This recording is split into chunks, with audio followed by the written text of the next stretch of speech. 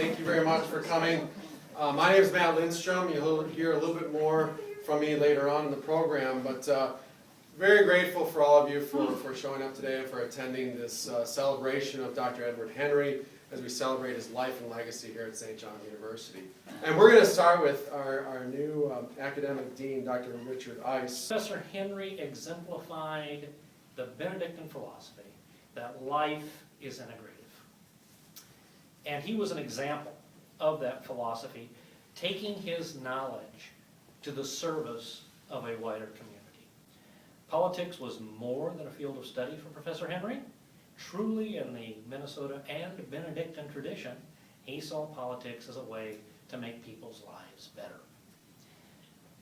He died September 30th, 2010, a little over a year ago. That was a great loss to our community.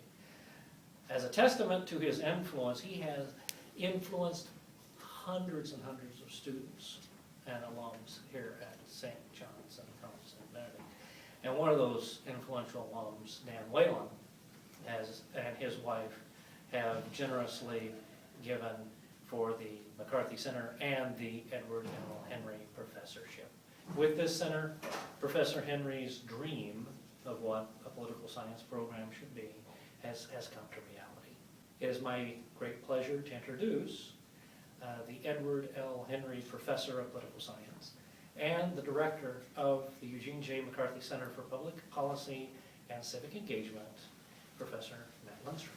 So as the Edward L. Henry Professor of Political Science, it occurred to me today that it reminded me of the 1988 vice presidential debate. Anyway, during this 1988 vice presidential debate, we had two senators running for vice president, Senator Lloyd Bentsen and Senator Dan Quayle, right? And there was a moment in that particular debate where Senator Quayle made a reference comparing himself to Jack Kennedy. And Senator Bentsen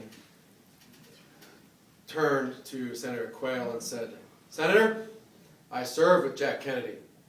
Jack Kennedy is a friend of mine, and you're no Jack Kennedy. So, in that regard, I am no Edward L. Henry." The point of my short talk is to really emphasize his career, how his career continues to impact these schools and the students here today. Dr. Henry's Center for the Study of Local Government, his standards of excellence, I like to think influence what we do here at the McCarthy Center. We aim to promote civic discourse and engagement through lectures, residencies, study tours, but it's also we're a bipartisan center, and what I like to say is that it's not so much the D or the R behind your name, it's the CSB, SJU behind your name that we care about, and we can work as a team to promote that type of civic engagement. I came in 1961, was hired sight unseen, sent a letter, got a job, 1-year replacement, stayed for 41 years. When I came in 1961, I was privileged, after I was here 2 years, to share an office with Ed. It was a big old former classroom, and he just put bookcases down so that we were visually on two sides of the bookcases. But I like to overhear conversations, and he would explain things to me. I learned a lot about St. Cloud. I learned a lot about the history of St. John's. I grew up in Los Angeles, went to school in New York. So it was a necessary education. But I was just found it remarkable because I was struggling just to, we used to teach 4 classes. We used to teach 4 classes in those days. The class sizes were limited by the size of the classroom. Anyway, I was having a hard time, just staying alive. Here he was. He was mayor. He was doing all sorts of things. He was teaching, and he always taught 8 o'clock classes. But inevitably, he was out of there here at 7:30 in the morning. And then he'd be up, I'm sure, all hours of the night, attending meetings. But there was a secret, and actually Peter said this was a lifelong tradition. At 1:15, 1:30, there was a little alcove off this office, and he'd go back there and he had a cot. And as Peter said, you did not disturb him when Ed was taking his nap, you did not. I learned that the hard way. But that was an act of genius. Someone mentioned the greatest generation. I grew up 10 years after that generation. I'll accept it. I have never felt irritated by that at all, because I greatly respected what they had to do and what they went through. But I think where they get slighted is that when they come back, I think that's when they made an equally important contribution as Joe and Pride. Came back, not only saw the world, but tested their skills against others. Came back and said, I'm not all that bad. I can do this. That just transformed the whole community. And Ed did come back with that sense of, okay, things don't have to be the way they were. But when he becomes mayor and when he acts in the school board, there was always this push. Just don't continue doing what we're doing, we gotta move on. That kind of attitude, I say, went through all of his activities. I was beneficiary of that. After I was here a couple of years, he calls me in and says, you know, there are numerous countries being created out of the old English and French empires. Countries all over Africa and Asia. We need to have courses. And there's also countries in Latin America. We have nothing in our curriculum on these courses, on these countries. We need a course. I said, you know, that's a good idea. The trouble is, if you get somebody who's an expert in Latin America, they won't know anything about Africa. And he said, you're right about that, but I was actually thinking about you, Joe, teaching that class. But I appreciated that, because it showed me what I could do. So I would try to, my pontificating would come to this point. The generation which Ed Henry grew up in, and their experience in the Second World War and afterwards, broadening their horizons, coming back, I think it's the confidence it built in. So that capacity for making decisions, doing it on your own, taking what you got, and that basic is a political instinct that didn't come from book learning, but just from the practicality of living in the world. Well, let me conclude with a reference to an event that occurred in 1976. In 1976, when Ed was going to go to St. Michael's, we got together and said we should have a party, a Founders Day party, for Father Jeremy, who was nearing the end of his teaching career, and for Ed Henry. And we were going to do it in the form of a roast. And in any case, it was a delightful evening. And people would get up, and it was a roast. And as Father Jeremy described, a roast is when you take somebody, slowly turn them so they're well done on all sides. And it was this kind of evening, and people would get up and tell stories, great stories. And Ed got up and, of course, told his famous story about when he's running for re-election the second time, and he knocks on the door, and he says, I'm Ed Henry, I'm running for mayor, and the woman looks at him, and she said, fine, don't you have to go any further, I'm voting for you, I just can't stand one more day of that guy who's in office now. Toward the end of that jovial evening, he turned serious for a moment, and I copied out what he said, and I'm not sure I can read it the way he did at the time. Ed was an emotional man, but it was German emotion. It was very closely tied into the structure. So in reading these words, I'm not going to capture, I think, the tone. So he's finished telling all the jokes, and he's entertained us all, and then he says, I just want to say that it will be difficult for me to leave St. John's. I spent a great 20 years there. I was actually in residence for 22 years or so. But I spent 2 years away from the place. It was a great experience for me. I want to take this opportunity to thank the institution. I lived through 3 abbots, Father Alcuin as a student, and of course we had Father Baldwin and now Father John. Like you students, at least I hope like you, it was a rich experience for me. And I know I speak for Betty and myself when I say there's going to be, it is very difficult to leave this place. It's a unique institution. I've been associated with 5 different colleges now, and there is a unique flavor about St. John's. And after time spent with Benedictines in grade school, and high school, and college, both as a student and a teacher, I can't quite put my finger on it. I guess you have to get away from the place really to realize there is something that is very distinctive about the place. And I must say that they were 20 very rich years of my life, not to mention the time I spent here as a student. And I know the place under President Father Michael Flecker, and particularly the political science department and the very good young political scientists that are on campus now, are going to continue to maintain what I hope was a good tradition. And I guess my sense of today is in some way, we're closing that circle.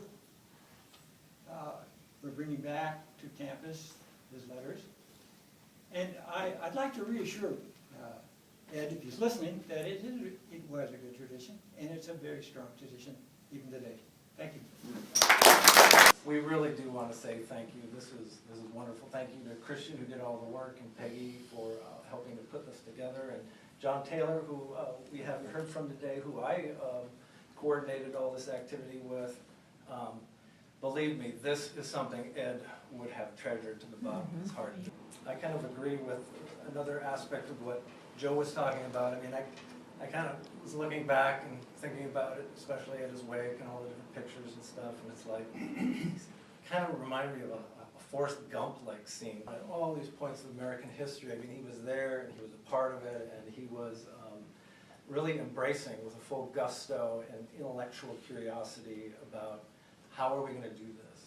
I'm going to inflict a poem on you.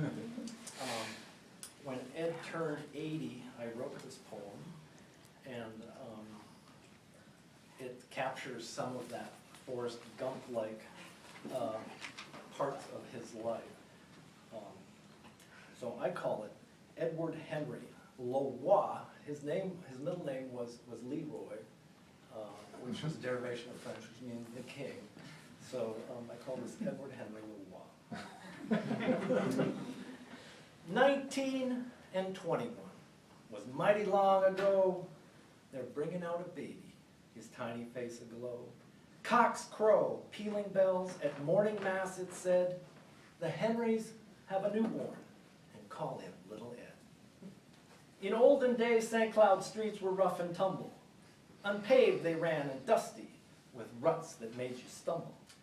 But Ed Henry plied them, and grew legs fast and long, walked her roads night and day, and never did them wrong. The Henry children were 5, Mary Louise and 4 obstinate boys, who loved mischief and wisecracks while playing with their toys. But a Catholic upbringing brought home some P's and Q's, blessed them with prayer, and on Sundays kept them in pews. Rose Crocker, their mother, was not to be trifled with.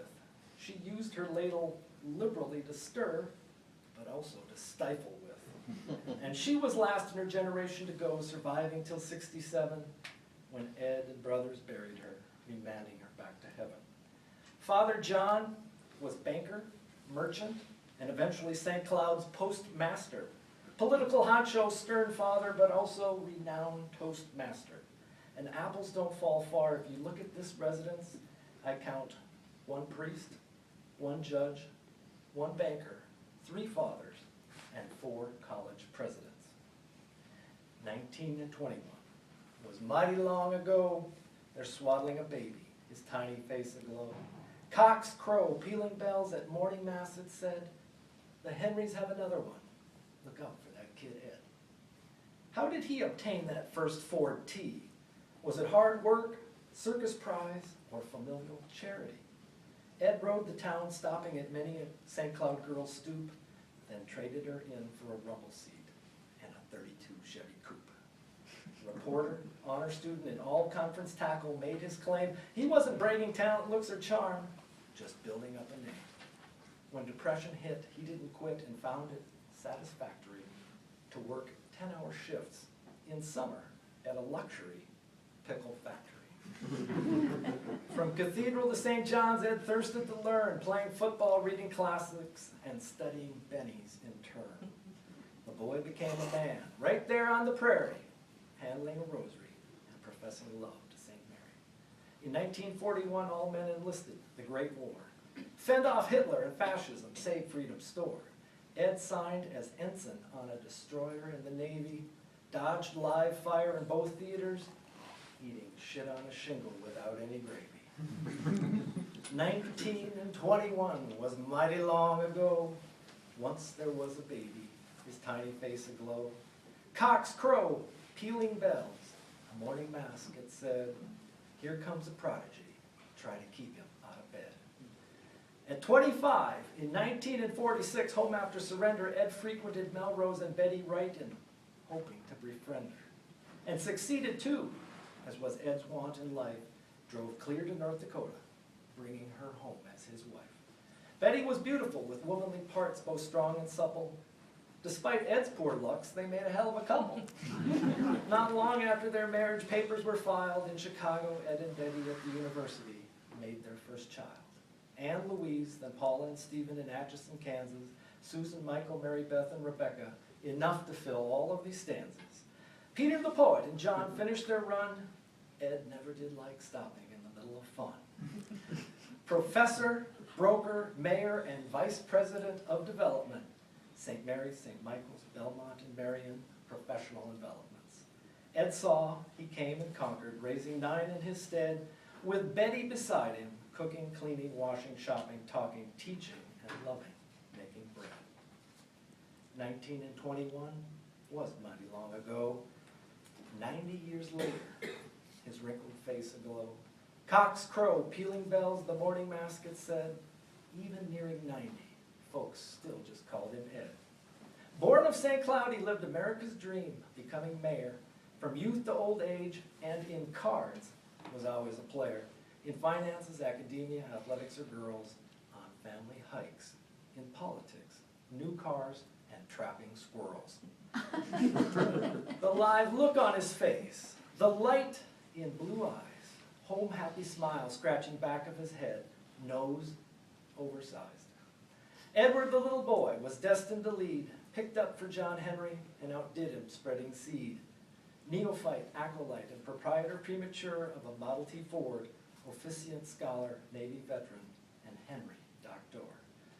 Growth, challenges, and people waxing fuller with time. It's helping others get up, not the summits you climb. He made a name for himself, using names out of history. I figured this out, it isn't a mystery. You see, in Europe, before divine right of kings became dead words, there were crowned 10 kings named Henry, and a full dozen Edwards. 1921 was mighty long ago. How a baby gets to wisdom, these words can never show. Cocks crow, pealing bells, the morning mass draws near. Chisel it in granite. Edward Leroy Henry died just last year. So, thank you very much, and we're looking forward